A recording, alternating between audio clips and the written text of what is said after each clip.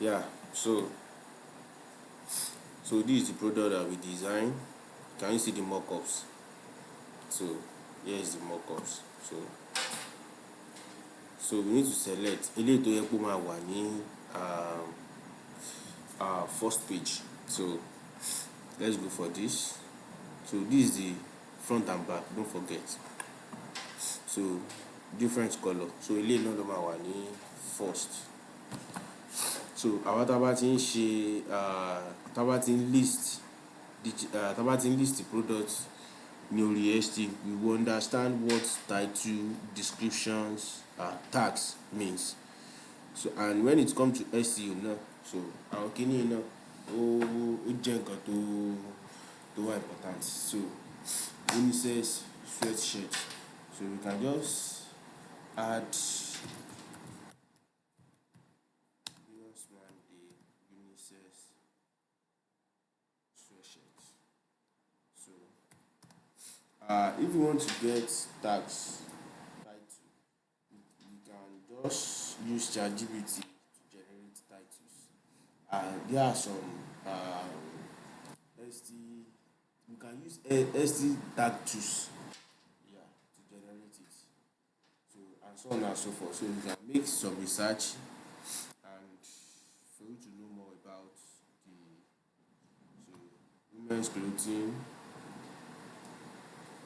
Now ó ti already add àwọn ilé, so we can just add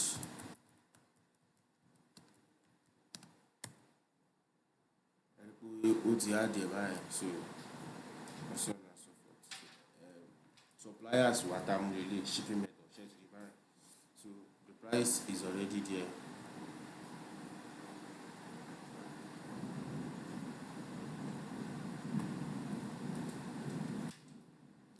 Now automatically assign a new shipping profile.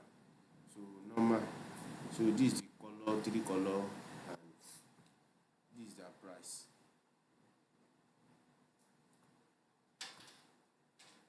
So we take price, profit, profit margin. So oye tán máa ta lélẹ̀, oye tán máa ta ní, you can edit it, you can leave it like that. So oye tán máa ta lélẹ̀, so profit, each product you have 19 profit lórí ẹ̀. So product cost, oye product cost yẹn gangan lélẹ̀, oye product cost yẹn yé. So buyer ship cost, so total everything is close to $50. So do you understand? So probably you only include link manager, we remove this link ilé o kò mean anything. Only viral visibility, show all these viral available, kò need. So product title,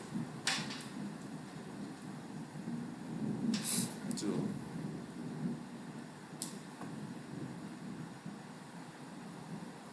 let's publish.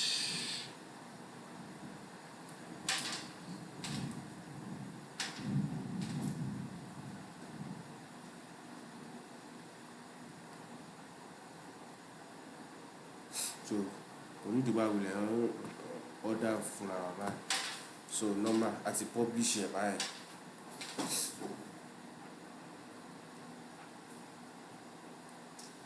So that's it about that. So if you have any question, you are free to ask.